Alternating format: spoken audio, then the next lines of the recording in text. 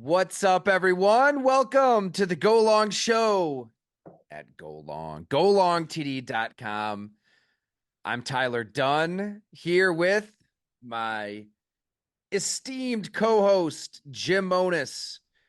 Jim, I am in East Rutherford, New Jersey, taking in a little New York Giants training camp at the Quest Diagnostics Center.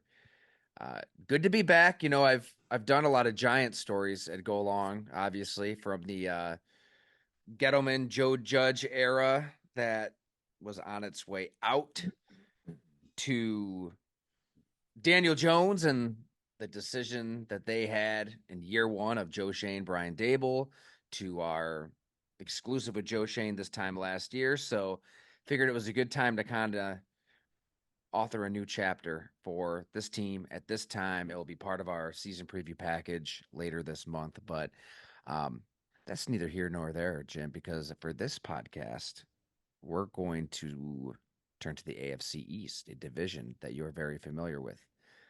Before that, how in the hell are you? How's life? What's happening in Hamburg, New York? Tyler, I love you're in training camp mode. You're in the makeshift podcast back. You got to do everything. This is the people don't understand the grind of the podcast, Substack life.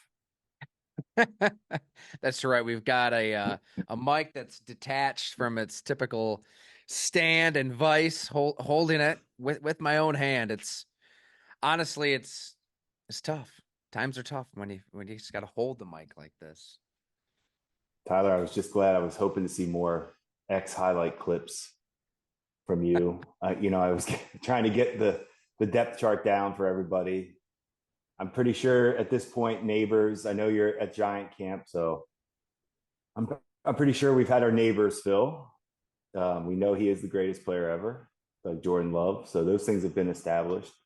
Hey, and they are both pretty incredible, actually. But well, as I said previously, I mean, if your X clip does not include at least 3 or 4 steam emanating from nostril emojis, or a couple flames, or a couple mind explosions, right? It's amazing. I mean, this time of year, it's great, and there is substance to talk about. Like, I don't want to just dismiss what we see on a practice field, because, I mean, this shit does matter. It does matter.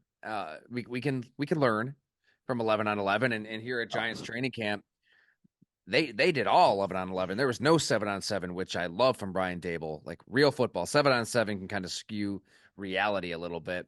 But it is funny to me when you're at a training camp, and like Bill's training camp, for example, last week, Josh Allen in one drill looked great, lights out, knifing one up the seam to Curtis Samuel, all the stuff that we see Josh Allen do on Sundays. And then there was another period where he's probably experimenting with some things, which, oh, by the way, that's okay, because it's practice, not a game, practice. You should experiment with things. And he threw multiple interceptions. And like, you see some individuals on the X machine just kind of forget that part of practice and get the flames going, get the head explosions going on the other stuff. So social media is not a correct representation of everything happening on that practice field.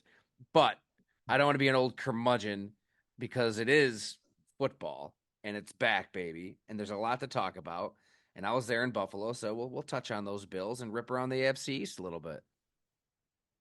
So yeah, Tyler, training camp, I know we touch on it, but there is plenty to get out of training camp, no question. We joke about those clips, but what really is going on right now is heavy mental install for all the teams. They aren't preparing for anybody. They don't care about the preseason. They're preparing for their first opponent right now, first week of the season.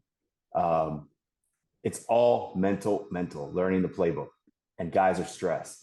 So that's why you see, you're going to see the fights. It's the heat. All the training camp stuff goes back to high school. We all get frustrated. The situation's not ideal.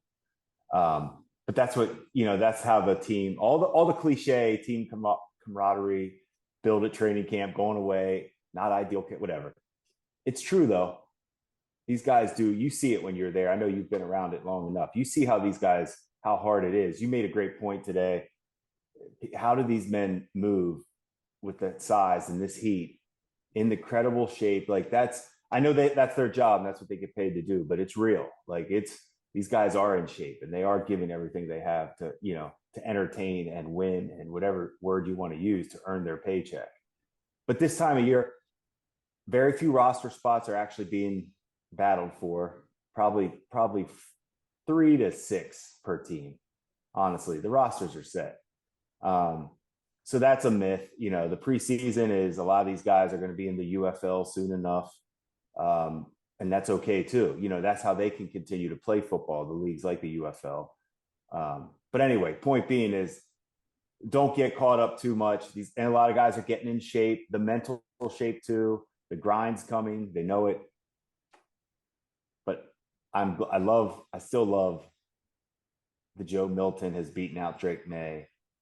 Yet Jacoby Brissett hasn't been talked about. He's actually the starter. Like, it's just incredible. Nothing's even happened. And it's just, I can't get enough of that. But that's the real the real that goes on is the mental grind of learning these playbooks, mentally being sharp, and who's picking it up and who's ready. Yeah, the rookie quarterback discourse is always going to spiral out of control. Out of control. And again, I feel like this has become such a theme in our conversations, but it just brings you back to Jordan Love and the Green Bay Packers and just them broadcasting to the world. Yes, we drafted this guy, but clearly he's not going to play anytime soon. So it's going to be rough, just like it was rough for Aaron Rodgers at practice his first couple of years. And he had time. Like, I see the clips of J.J. McCarthy throwing interceptions, and I don't think anything of it. If Drake May is struggling, good. Like, he's got rare physical ability that isn't going to just arrive with a snap of a finger. So, yeah, I get it. The aggregation machine is real. Everybody needs content. Everybody wants to say somebody's a bust, but everybody was calling Josh Allen a bust when he threw it to a receiver's ankles in training camp or into the fourth row. Just like everybody was calling Jordan Love a bust up until 13 minutes ago. Like, I don't know how we make this mistake all of the time as a collective and nothing's learned. And it's okay to be patient, as hard as it is. So AFC East, speaking of Josh Allen, I think we have to hit on this division. Is it up for grabs? You've been bullish on the Buffalo Bills for a very long time. It is a team, as well documented here, in transition. I think nationally, there's an opinion out there that's going to open up a door, not only in the AFC for like a Houston Texans team, but in the division with a Miami Dolphins team or Aaron Rodgers and, dare we say, those New York Jets, or maybe Joe Milton. Maybe Joe Milton has something to say about this, Jim. But what do you think? I mean, is this a debate? Who's going to win this division? Oh, of course.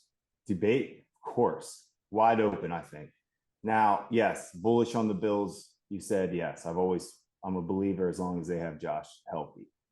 But this division's really, for the first time, the Bills have been clearly, this has become their division. I think for the first time now, it's like, let's pay attention, because if Aaron Rodgers is healthy, you're talking about a top 5 defense. That is formula for Super Bowl. That is franchise quarterback with a top 5 defense. That's the recipe for success. Now, is the head coach good enough, and Nate Hackett, and we can get into all that. That could be where the hangup is for the Jets. As we talked about, coaches don't win games, but they can lose them. So I'm paying attention more to the coaching with the Jets and the health of Aaron Rodgers. But if he is healthy, this is on the Jets coaching staff. That team is set up to win. So, yeah, I think they're nipping at the Bills. And, of course, when you're a top 5 offense like Miami, you're scary to everybody. We already know you have to show up every week against them. You got to score. So, And the Patriots, I think that is a legit. You don't like to write off teams, but I think this could be a write off year for the Patriots. I just don't see how. Rookie coach, veteran journeyman, just backup quarterback status.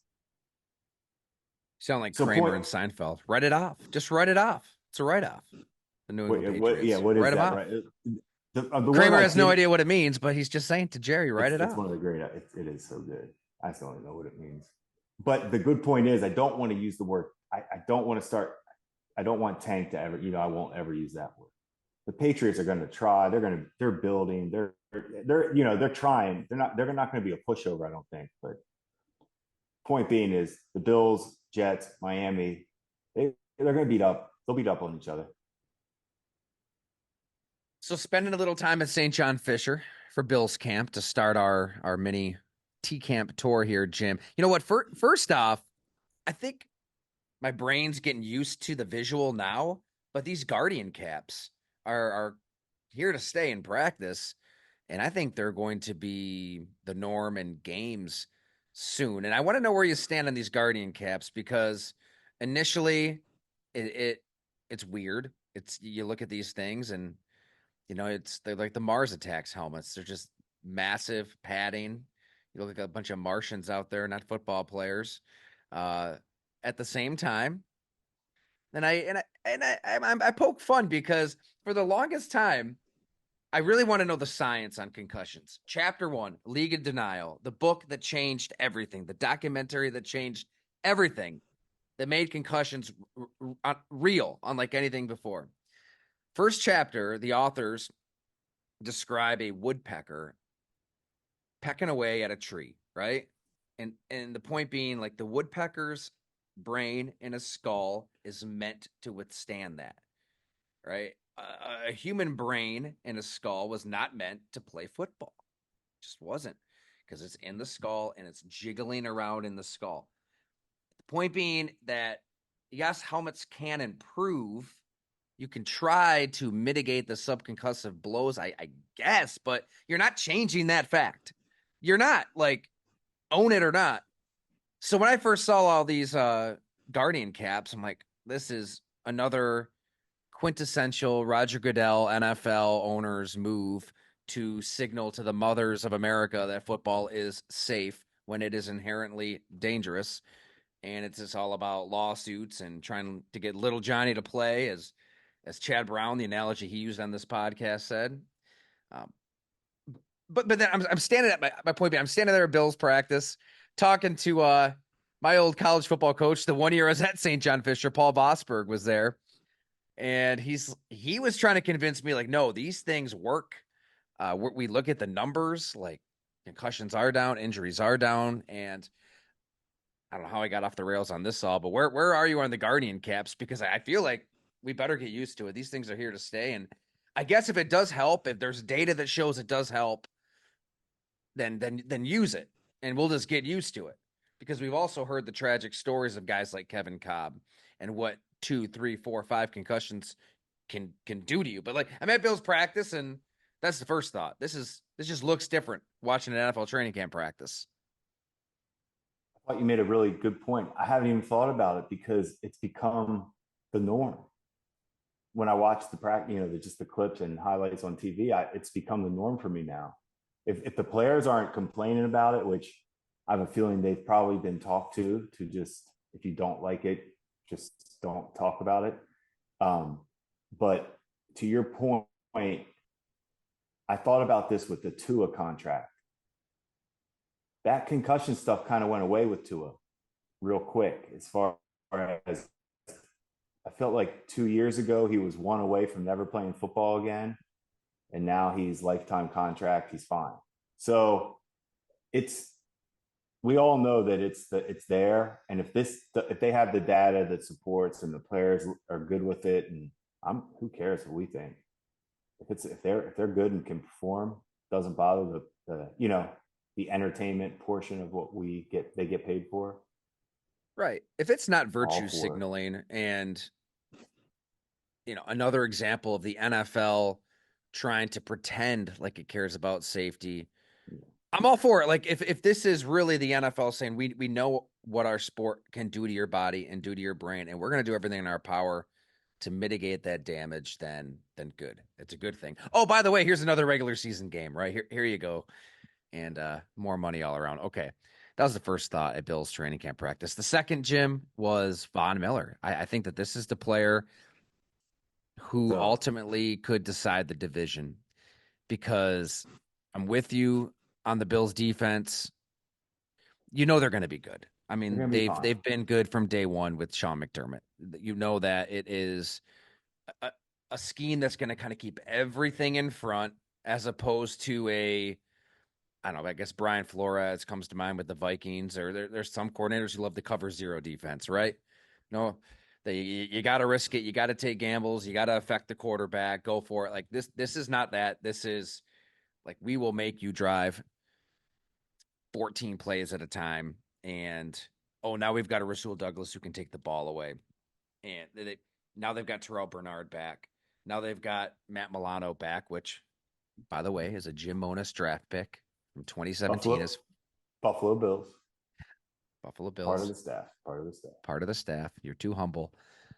Um, but they need an edge rusher, game wrecker, somebody who is going to affect Patrick Mahomes, Joe Burrow, Tua Tagovailoa, CJ Stroud. Like they need that presence, and in theory, it'd be Gregory Rousseau at this point, who is a physical specimen in person, as you can imagine. Taking Von Miller at his word, was at his press conference. He said he shouldn't have played football last year, that he wasn't himself. His torn ACL hadn't recovered. There was a lot more to it. No. Adrian Peterson definitely has bastardized the idea of the ACL recovery, the way he came back so quickly. I was talking to Daniel Jones today about it here at Giants training camp, and he said like every ACL is different. Every recovery is different. He's out there throw in those X-clip bombs to Malik Neighbors. Von Miller was clearly not himself. He had 0 sacks and 3 tackles and really didn't show signs of life until that playoff game against the Chiefs. He had a couple decent plays, a couple decent rushes. So it's been a while, but he was justifying that contract early on in his Bills tenure. If he can get back to that, the Bills really have something. And man, I don't have the numbers right in front of me. I should have had it all queued up. The way they structured his contract, Jim, he has every incentive to rack up the sacks. Like he, Good.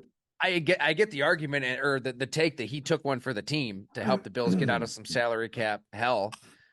But it's also genius on both parts where he's going to get his money back if he gets 10 sacks, 12 sacks, 15 sacks. So well, that's what they need. I mean, that's the game. It's affecting the quarterback. If he is anything close to what he was before the ACL, the Bills win this division. But that's a big if. I don't know. I don't know where this is going to go. Watching some one-on-ones, just a couple reps, right? I hate to cherry pick because who knows? Maybe he just dominated the guy in front of on another rep. But there's times where he does look a little older, a little more creaky, and you don't quite know what he's going to be. So we'll see. And also, it's a marathon of a season, right? You don't want him out there 70 snaps a game. You don't want to pick and choose your spots with Von Miller. To me, he's the key. Like for you, when you look at this Bills roster, who's the player that can really tip this thing in their favor? Well, you sparked my interest by saying his name because I did a show this past weekend out in Vegas, that VSiN network, and they are not out in Vegas right now. They're not feeling the Bills. They think this is the year they kind of regress, back to the pack, and here come the Jets in Miami, because they were surprised that I still supported the Bills. As far as they were asking me why, and it's simple. It's if you're telling me Von Miller is any bit productive, I know what McDermott, his defenses are always going to be good. I've said it on here before, and I'll keep stressing it. It's his baby. Babbage is ready for this. He wouldn't have done it. The guys on the linebackers are stars in this defense. Like he did it with Kuechly and Davis in Carolina. And here it is again. He's got star linebackers. He's got new safeties. That's what we're going to pay attention to the most. Von Miller, obviously, his health, we'll see. Rousseau, I think, to me, looks like a lot of these guys they have. Good. I think they have some good football players. Ed Oliver, they're good football players. They're not difference makers. Every game, they're going to have some really good games, and a lot of games you might not notice them, but they're good. They're okay. They're serviceable. Von Miller, difference maker, get him healthy, use the regular season to get right. Von Miller's going to use the regular season to get ready for the playoffs. And they got to make sure he's healthy for the playoffs. That's where he's going to make his money. But yeah, Tyler, I'm paying attention to the safeties. But I love the point on the linebackers. So when you're interviewing Sean in 2017, did Luke Kuechly and Thomas Davis's names come up because that really was the heartbeat for his defense in Carolina? I mean, it came up basically like Sean's been around great linebackers his whole career. In Philly, starting in Philly, Jeremiah Trotter. Now his son is in the NFL, isn't it? Isn't it great? The Suns are just, I know, for all the mid 40, like you, the mid 30s to maybe 50s and all that. But Sean's always been around. He is. It's part of the defense. It's difference make. They're difference makers. They're communicators. They're leaders. They're accountable, productive. They play every game. I'm just telling you, it's unreal how it's happened again. Bernard, hats off to them on that. Yeah, we had that Milano pick back in 2017, but they found having two that are that productive.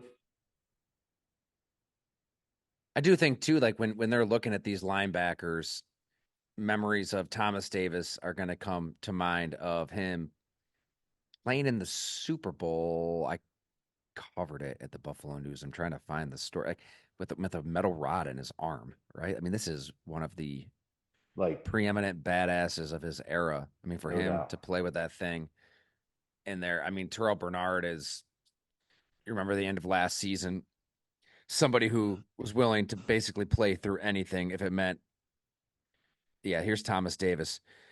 That's right. 2 weeks ago, it was in the NFC Championship game. He broke his arm and had 11 screws and a plate put in that right forearm the next day. So he's out there basically, with a robotic arm. District 9 movie style. Do you ever see that movie? Underrated, with the aliens and whatnot. Yeah, kind of one of those arms, just wielding a weapon out there. So that's the defense. Offensively, we had the story at Go Long last Friday. The receivers, that's why they're down on the Bills in Vegas. No Stephon Diggs, no true wide receiver one. They're going with the a la carte approach. Big, fast, Marquez Valdes-Scantling. Line them up all over the place, in the backfield, in the slot, out wide, in motion. Curtis Samuel, which if I was going to pick somebody that is a receiver that you might want to target in your fantasy football drafts, I'd be tempted to go Curtis Samuel. Keon Coleman, your excellent point in your inaugural column, which we should be pimping here on the show. It's great. Everybody check it out at goalongtd.com. Jim Monis will be writing a weekly column for us where he'll be dissecting the college quarterbacks every week and also tying in that NFL experience and bringing the football takes in written form. And I just loved the breakdown of Worthy versus Keon Coleman. And it's kind of rooted in a conversation you had with the late, great defensive coordinator, Jim Johnson in Philly. It might not make any sense the way I said it there, but it really does connect. And the way you wrote it was beautiful. Keon Coleman is Keon. It's everything you'd think he is in practice. Big, strong, quintessential X receiver out there. So he'll have a role. Dalton Kincaid, he could lead the team in targets. Chase Claypool's hurt right now. Mac Hollins isn't wearing shoes right now, but he does hate cats, which is a good thing because cats are demonic and nobody should own a cat. You should only own dogs because dogs are the best. Who am I missing here? You've got Shavers, Shorter. So it's a collection. It's a risk.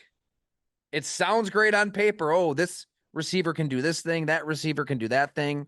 Adam Henry, the wide receivers coach, he was just beaming when we talked on the challenge of kind of bringing this all together.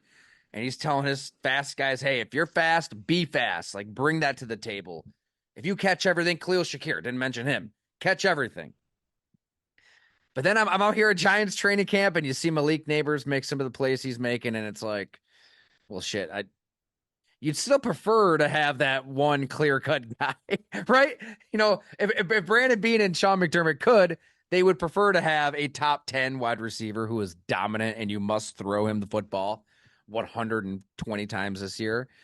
Um, at the same time, I think it works because you've got Josh Allen, and he is the force that will rise all tides, and he'll figure it out. Hell, they figured it out the last half of last season. I think they are going to be good enough to get it done. But what would concern you out of that group if you're going to be a skeptic with this group, Jim?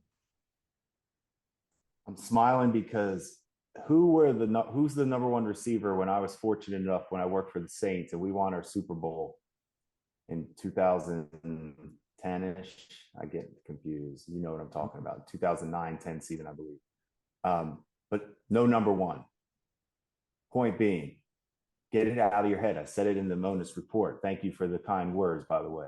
Appreciate the help and the support. But what my point is, this is the beauty of when you have a quarterback who knows how to run the offense you want. Joe Brady was with the New Orleans Saints briefly. But I'm just telling you, the Saints are okay when you have the quarterback in place. It's all about fits. It's the big wideout like Coleman is. It's Samuel, the slot. Like we had Lance Moore, we had Marcus Colston, Robert Meacham was take off the top. Everybody has a role as a receiver. Interchangeable. They're all smart. They're all tough. I'm telling you, they're building this. This is what you do when you have the quarterback. Yeah, if you can have Stephon Diggs and it works, great. But that experiment, credit to the Bills, like we talked about, it ran its course. In the building, it ran its course in the Bills building. They recognized it and moved on. Right. I think you don't have to necessarily be a mind reader to piece together what Brandon Beane was trying to say in our conversation, right? Like, there's a lot of factors that go into why Stephon Diggs isn't around anymore. And I'm not going to sit here and bang the table and say it was the right decision yet. I mean, this is still an elite receiver, and I think he's going to have a big year with the Houston Texans. And to just let him leave the building when you could have told him, no, you're under contract, you're going to play for us. Dare Stephon Diggs to miss those paychecks. Dare Stephon Diggs to miss games when he's wired like Kobe and he's got to be out there. They could have taken it to that extreme. But when you do kind of take everything into account, I also get why they did what they did, because you're right. You've been banging your head against that door with a certain style of play and a certain passing game for so long. You've got to change it up. You've got to try something different. And also, removing Diggs also creates that leadership vacuum. You know, his leadership was needed at that time in 2020. A good team trying to become great. Like, you want somebody who's nuts to an extent and is going to basically take a virtual cattle prod to the asses of everybody, every practice. That's what Stephon Diggs does. When he's not there, I think Josh Allen's voice probably gets a little louder. He's not an alpha. I mean, he is an alpha in a million ways, but he's not the kind of guy that's going to get into receivers' faces, get into coaches' faces, and demand something. But without Diggs there, I think there's some oxygen for him to maybe breathe as a leader. So there's that effect. Khalil Shakir was damn good down the stretch, kind of outperformed Diggs within Joe Brady's offense. So it does make a lot of sense. So paying attention to what Diggs does in Houston is pointless. He is still talented and he's going to put up numbers. That's not why the Bills. This wasn't about talent. This was about distractions to the quarterback. They had enough. We don't want anything getting in the way. We don't want this quarterback thinking he has to throw to his quote unquote number one receiver who wants the ball. Enough. The distraction. Like, hey, all the quarterbacks wear those red jerseys at practice. They could just wear him off the field if they want to. Like the Josh Allen can, because whatever he says, needs, support, it's all about him in that building. So if you happen to rub him the wrong way, you're bye-bye. If you're liked, you're probably on the practice squad, or you're Mitch Trubisky. You're back up for life. So it goes both ways. When Josh Allen likes you in the room, you're Trubisky. Come on back any year. Like Survivor Island. He'll go back to, yep. Trubisky will be backing up, Flacco and Trubisky will be backing up guys next year, switching team. Point being, this is all about the quarterback, they're not even worried about what Diggs does in Houston. Not even worried about it. Just like they're not worried about Worthy in Kansas City. Not about any of that. They are confident in their plan. We wanted Coleman. We got the quarterback. Boom. We got rid of the distraction. But you've got to respect that. Worry about yourself. Who cares? Tyler, like, even if you're the Giants, Saquon Barkley is with the Philadelphia Eagles, and your owner says that's like not what he wants in free agency, and you still allow him to leave the building. Good. Worry about yourself. Don't pay a running back that much if you don't think a running back should be paid that much. And then you can get Devin Singletary at that price, when statistically he's been better. He's been more durable. He's less of a distraction himself, less of an ego. Worry about yourself as a GM and a team. Who cares about all the other stuff? When Sean Payton came to New Orleans, whatever year, it was what, 2005, 2006, right away, he gets rid of Joe Horn, Dante Stallworth. Those were the big, back then. I don't know if you remember back then, but that was, those guys those were the names with the Saints. It's like, wait, that's Deuce your offense. McAllister. Well, okay, Deuce stuck around, but point was, Sean Payton got the distractions out. Bye. Let me get the quarterback in. Let's play. We've said it a million times. It's about January.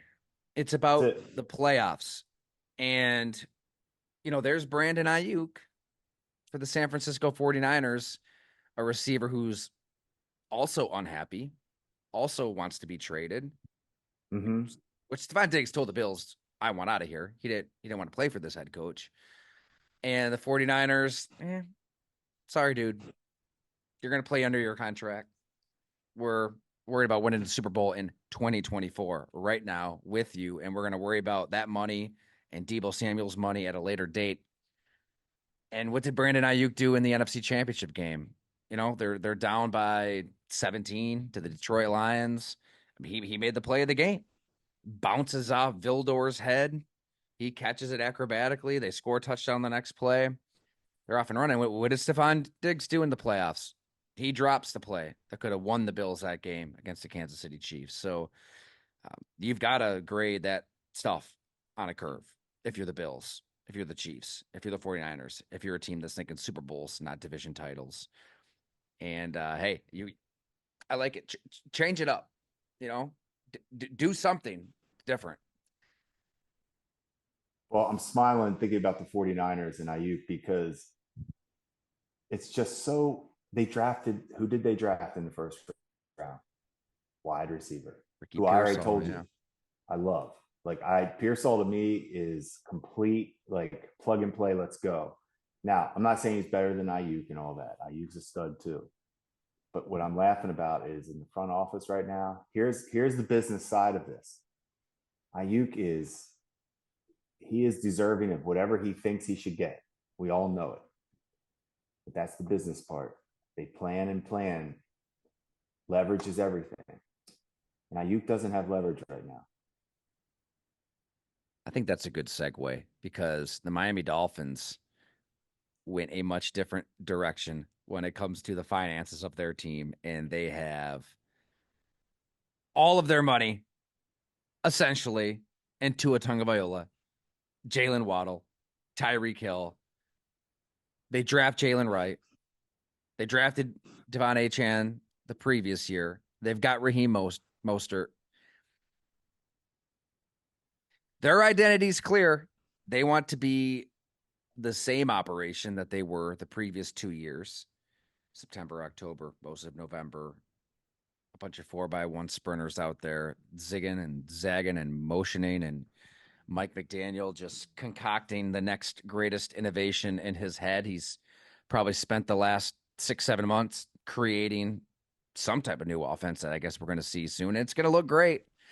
I wouldn't be surprised at all if the Miami Dolphins are in first place of the AFC East well into November again, because their identity is set. It might take the Bills a while to figure things out on offense. I wouldn't be surprised at all if they know Fair. it's going to take time. That's fair.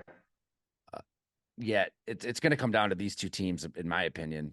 So you're out on, all right, we'll get to the Jets, obviously. You're out on the Jets. But what are your thoughts on Miami and the way they structure these contracts? No, I'm good with it. That's Super Bowl winning. That's score points. Like, your offense is insane. It's top 5. There is a kryptonite out there on your offense. We all know it. They have to play in Buffalo or the Meadowlands in December. We know what happens to that offense. So, but other than that, you are headache and unstoppable. All systems go. I agree with everything they did. And we've talked about Tua. I don't even, almost to the point we can't talk about him anymore. Like, it's not about talent. Don't worry about money, where these guys stack in the contracts and who makes more than who. It's not about that. It is supply, demand, timing is everything. And these quarterbacks are needed by their teams right now. They're all needed. That's why they're all cashing. We don't care about money, but here's the money, in case people want to know. Tua Tagovailoa, he's making $53.1 million a year. Tyreek Hill, $30 million a year. Jalen Waddle, $28.25 million a year. Bradley Chubb, $22 million a year. Jalen Ramsey, $18.3. So 5 players making a lot of money. But they can think about those positions, Jim. You've got Bradley Chubb, before his injury, was really coming on. They need him to be elite rushing the passer. Jalen Ramsey, one of the best cover corners of this generation. And receivers, we know what Tyreek Hill. I mean, these are premium positions. I'm saying they paid up at the right positions. Yeah. And they know what they are. Can they win in the cold? I mean, that's what it comes down to. Can Tua and this offense operate in Kansas City if the field is made of ice, or Buffalo if it is a whiteout blizzard that has all of us thinking here in August that we should probably get new tires? I got to get new tires next week, Jim.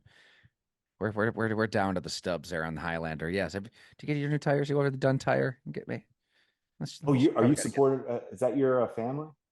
I was going to say, man, maybe Dunn Tire should sponsor us. No, they don't have any. Yes, I know the spelling. I know. But like you're Cincinnati. We talk about it all the time. New York, they're gonna have to go through one of these cities. Well, and it's not just on Tua, it's on McDaniel and the offense and the backs to kind of change gears offensively if they have to. Yeah, it's and we talked about before, but it's you don't structure you can't base it on weather, because there are chances it'll be just fine. And you can lose in Miami to Patrick Mahomes and Josh Allen. They can beat you in Miami too with Tua. I mean, you're not unbeatable with Tua. But your pay structure is fine. You're paying the positions that get you a Super Bowl. You're right. He's worth it. You've got to pay him. What's the alternative? Skylar Thompson? None. Pay him. Quarterback, backup, Island. You've just got to pay him. And I know we've got a lot of Buffalo fans who listen and think Tua is washed, but man, he still does have that anticipatory superpower with receivers still in their prime who can accept that baton in stride and make plays. Like, in terms of that, the slant route and those in breakers at the second and third level, I don't know if there's a better quarterback with hitting that throw. And you still have a smart offensive coach who's going to figure out ways pre-snap to maybe confuse you enough to get that matchup that they want, create that window. Tua can still go 1-2. If something's close, he'll go to that. He'll go to the next read. Um, I'm more worried about like if it is cloudy, if it's not there, and he's got to escape, can he? And I guess he's lighter, right? That's the big Yeah. narrative Yeah. down there, anyways. Is he's lighter? He's a little more mobile. Maybe he can move. I don't know if you can all of a sudden become this improvisational second reaction quarterback. I think for him, everything still has to be in rhythm. And if he gets out of rhythm, well, then you better have a run game that can then create some plays in the pass game. They kind of got away from that in that Chiefs game.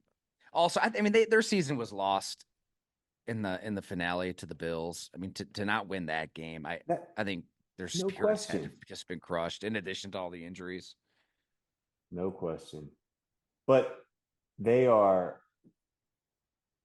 you use the word washed, the Bills, or the word is just, there's a ceiling with Tua that doesn't strike fear in you because of, if you put pressure on him, he's just like everybody else. He isn't going to escape. He doesn't have the big arm to make crazy throws. This is where Sean McDermott, he can out scheme. He can beat Tua. Like McDermott can beat Tua, where McDermott can't beat Aaron Rodgers. If Aaron Rodgers is on, it's going to be a long day for anybody. If Mahomes is on, you're not, you know what I'm saying? You're not stopping Joe Burrow, Mahomes, Josh Allen, Aaron Rodgers. You're not stopping them as a coach. You're hoping. You're hoping you do the best you can. It goes your way at some point. But you as a coach feel like you can stop Dak Prescott. You can stop Tua as a coach because they don't strike fear in you getting out of your scheme. hard to argue. He did lead the league in passing. There were really promising moments. I'm thinking back to the end of that win against Dallas. He had some big time throws. Big But time. then what happens the next week? They lose 56-19 to Baltimore.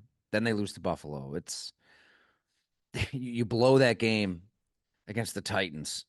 Right? You win that game, you win the division. What's the conversation right now? There's a yeah but attached to the Miami Dolphins that I think is just hard for anybody to truly shake.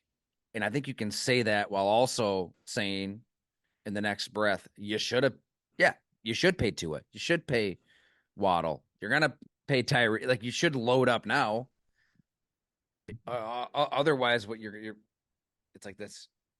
To use a Rex Ryan term from your days in Buffalo, what are you gonna be half pregnant? You're gonna be half pregnant. You're gonna maybe extend some guys, but not others. But think of the future, but not move money around. Like you better go for it right now. Which brings us to Robert Saleh and Nate Hackett and Aaron Rodgers and a New York Jets team. If they don't win, if they don't join the 44% club in the playoffs, heads will roll. I predict heads will roll. But you're president of the Aaron Rodgers fan club, Jim Monis. You've been promoted. That's your title. Proud member. You've got the jersey on right now as we speak. No, not really. Why should anybody think Aaron Rodgers is elite? Because he didn't look that good in 2022. He tore his Achilles last year. There he is bitching at Garrett Wilson on the sideline. Uh Speaking of washed, he's done. He's done, Jim Onis. Ding dong. Woody Johnson, you done did it again. Found a new way to screw up this franchise. So I'll say it again. We know the Rodgers stuff. I can't figure out the postseason, but talent wise, it's he and Patrick Mahomes are the two greatest talents you'll ever watch play quarterback. You're supposed to say arm talent and thrower of the football, However, we want to do it. right? But That's the playoff stuff, I'm with you 100%. We've been through it. But where I am at with the Jets, I'm such a believer in that defense with his talent and what they have around him. I like the running back. I think the receivers are legit. I think the coaching staff is what we have to pay attention to. Is Saleh, Hackett, is that combo good enough to beat McDaniel in the division? That's what I'm No. paying attention to. Okay, so then to your point, if that's the case, then Tyler, when does he get fired, and who replace like the coach? Because if you're saying it's going to go bad, then he's getting fired mid-season, correct? Week 10, whatever it would be, week 9, whatever, give them time to. I'm just trying to think. You can't mess this up. You are getting fired if you mess this up as a coach. You have Aaron Rodgers and a top 5 defense. You can't find that. That's the gold recipe. Well, also there's the cult of personality. I mean, when you trade for Aaron Rodgers, roll out the red carpet as a franchise, and he That's is the a bigger star, the single oh biggest star you've had since Brett Favre and Joe Namath. Like, he is the last man standing here. So yeah, Robert Saleh, if this thing starts poorly, will be fired, which would be awkward. Then I guess. Well, then what, does Hackett get promoted because he's that's what I'm Aaron's saying. buddy? I mean, they signed up for this. I mean, You're Hackett right. is there because of Aaron Rodgers, not because he's this mastermind of offensive football. Like, did we watch the Denver Broncos a couple years ago? Did anybody? Do you remember that Denver Indianapolis game on Thursday night? Do you remember when we all just pissed away 3.5, 4 hours of our life watching that atrocity? I mean, I I haven't had a root canal. Gina just did a few weeks ago. Brutal. I imagine it's like that times 10 while watching Human Centipede, which I haven't seen, while what else? What else is going on? Whatever, something terrible. While while looking out your window and seeing shopping carts just everywhere, all over your yard, all over the street. I mean, that was awful, and that was Hackett. So, offense coordinator, he'll become head coach, which means Aaron Rodgers is the head coach. I mean, he's going to be the last man standing here. I don't know. I feel like an elite defense is just hard to carry over. I have a hard time just saying, oh, that defense was so good last year. They're going to be so good again. The league is so rigged in the offense's favor that, I mean, why can't Miami's defense be just as good as New York's defense? Buffalo's defense just as good as New York's defense. They've got studs on that side of the ball too. I'm just thinking of the Jacksonville Jaguars at Buffalo's Saxonville. defense. Buffalo's defense is good. They are legit. That's why they're right in the mix for the Super I'm Bowl just as saying, I well. don't I don't see the Jets defense as like this elite unit again. Maybe it's because those Jags teams are still fresh in my mind, where they're so good one year, and they're one Stephon Gilmore deflection in the AFC Championship away from maybe playing in a Super Bowl to being awful the next year. There's a lot of variance when it comes to elite defensive play. So I think they'll be very, Fair. very good, but I don't think they're going to be great enough to cover up for an aging, ornery, immobile quarterback who will have his moments. He'll have his moments. Brees Hall, Garrett Wilson, better offensive line. He's not a complete abomination, but I'm just thinking of Aaron Rodgers trying to compete against the CJ Strouds and the Joe Burrows and the Patrick Mahomes and Josh Allen and Tua, Lamar, all of these quarterbacks, Justin Herbert. I just can't see it, Jim. I can't see it. 7-10, 6-11, somewhere in that range. Well, Salah was hired for his defense. That's where he cut his teeth. So there's those guys. That's their baby. Like I talk about with Sean McDermott and the Bills. That's Salah's baby too. And I do think they have talent. I like their secondary. I love their linebackers.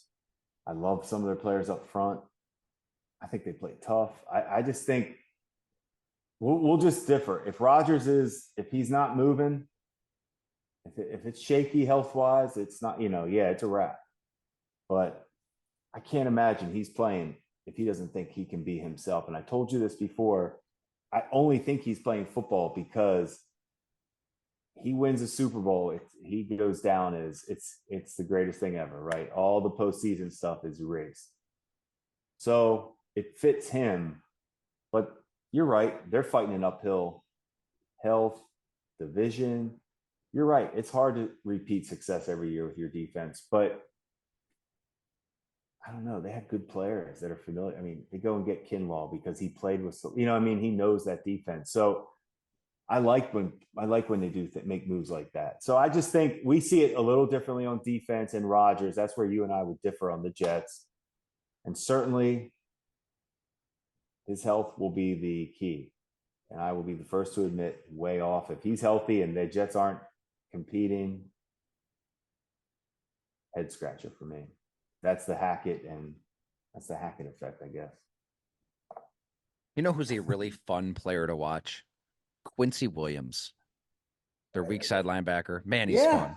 that's what I'm trying to say. It's they have some talent on that side of the ball. That secondary is real, and not just. I know Sauce Gardner gets a lot of hype, but Reed, baller, the other corner. All right. Well, do we even want to discuss the New England Patriots? That's just a franchise on pause in No, I don't. 2024. Pause. They're on pause. Not much Pause. matters this year Good for the luck, Elliot. Patriots. Yeah, I know you know Elliot Wolf a little bit. I don't. I hope they know what they're doing. They better hope that's not true. That Joe Milton's better than Drake May right now. It just strikes me as I don't know. I'm not there. I'm not seeing. Maybe I'm Drake kidding. May is stinking I'm it just up, but kidding. I just No, wouldn't even care if he was, honestly. no, but I think I don't want to just write him off like that. Like we talked about quick to start. I just think you're gonna have to show up to beat them. They're not a wash, on defense. I think, but I don't know. Brissett.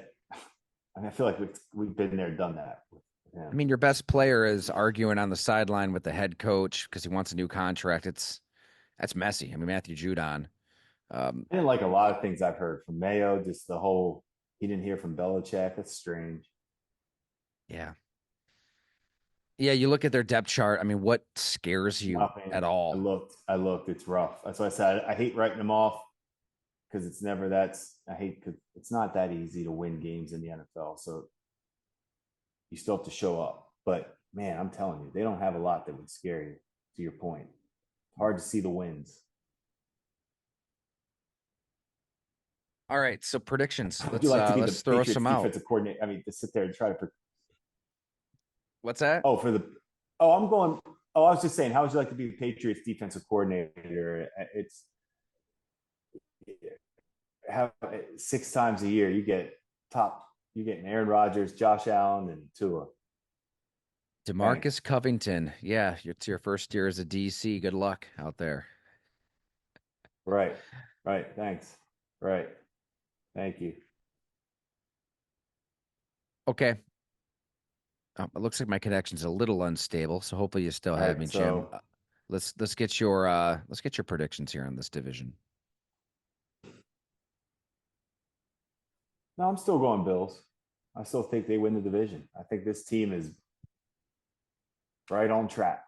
They're right. They're ready for the fight. Bumps in the road, no doubt. You said it well. Bumps in the road. New court. Babbage on defense. New safeties. Bumps in the road, but they're ready. All right. What do you think? Who you got? I know the Jets. So you got Miami to upset Miami to win the division. Not going to go that far. I think that there is a promising development with the Bills receiving core. Like I do think what was the analogy that Sean McDermott used? Like opening up the kitchen drawer and you've got every type of utensil in there, and it sounds great in theory. You still need somebody to be a playmaker in January. Like chips are down. Who are you going to? I mean, even the Chiefs last year, their receivers were garbage for stretches. It was ugly. Kadarius Toney is lining up off sides, costing you a game. Marquez Valdez-Scantling, who's here in Buffalo now, had brutal drops. The one against the Eagles, just about as bad as it gets. He's bashing his helmet against the tunnel. Well, when they got into the playoffs, MVS had that crucial 32-yard reception against the Bills, which he broke that play down in our story. It's really fascinating when he's kind of describes Von Miller being lined up really wide, Rasul Douglas in tight press. His only job on that play was to get the hell out of the way for Travis Kelce, so he couldn't get to the post corner like he was supposed to. So he runs the other direction. The Bills send a double A gap blitz with their linebackers. Mahomes steps up. Oh, there's MVS open because he has a step on Micah Hyde, and he makes a play. Like, you do need somebody to make a play that time you're in. And it was Travis Kelce for the Chiefs. Old man Travis Kelce made the plays in the playoffs again with Patrick Mahomes. So what is that development for the Bills? I don't know what it's going to be. Dalton Kincaid ran a lot of short to intermediate, mostly short routes last year. Maybe it's him being more of a downfield threat. Maybe it's Keon Coleman. He's hilarious. All of his clips go viral. If his game matches that by December, maybe he's that guy.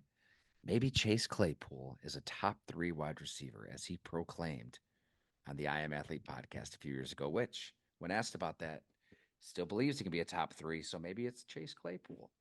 I don't know what it's going to be, but I feel like something happens at receiver. Somebody is in Josh Allen's periphery in key moments in January, and they edge Miami by a game to win the division. I think Miami is going to be good, but I think the Bills do win the division as we sit here right now.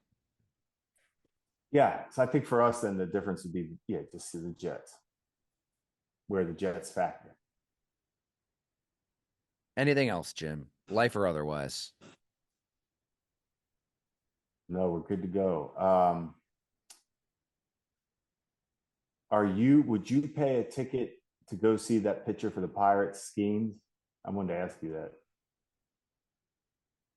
No, because I don't really care about baseball, Jim. But No not even interest. a once in a lifetime. I don't know a damn thing about him, really. There you go. Never mind then. Other than he's dating like one of my long lost relatives, right? The Olivia Dunn, the gymnast. That's right. That's right. I forgot. That's all I know about him. See, that's pretty good. I forgot. My point was just, we live in Buffalo, and he's 3 hours down, just directly south of us. He's a Mahomes baseball pitcher. Like, I guess I was just thinking that would be a guy I would take a little road trip to see. Little road trip to Erie, Pennsylvania for Sonny's birthday. We did a little Erie Zoo and little Presque Isle. Underrated. Yeah. Lots of nice beaches there. Let the kids roam free. They loved it. Loved the hotel pool. Who doesn't? So that was fun. Yeah, we both had I didn't know there were beaches at Presque Island. I knew there was something else though. Maybe just bring Walter into the casino. There you go. Teach him young. I've just driven by there. I just always see that casino. Well, thanks so much for listening, everybody. This was great. We're going to keep these division pods rolling along as we can. I'm going to be traveling to Cleveland soon for a little Browns training camp action, and we've got some more season previews for you. So go alongtd.com, subscribe. That's how we keep this thing going. We are completely independent at the site. $8 a month, $50 a year if you're new to Go Along. Thank you so much for all of your amazing support. This is season number 5 for Go Along, so I never take that lightly. I mean, we are completely independent, powered by the people. To maintain that independence, we really rely on your subscription and more just word of mouth. Like, if you listen to a podcast, if you read a story, if you enjoy it, just email it to somebody, right? Let's spread it that way. We don't need no sponsors, ads, anything over there at the site. It's word of mouth that keeps the wind in the sail of the pirate ship, as Adam Carolla has loved to say over the years. So thank you. Jim, I'll be trucking on back to Western New York tomorrow afternoon. A nice peaceful drive here from New Jersey. Always prefer the drive. Love the drive. So we'll see you in person soon.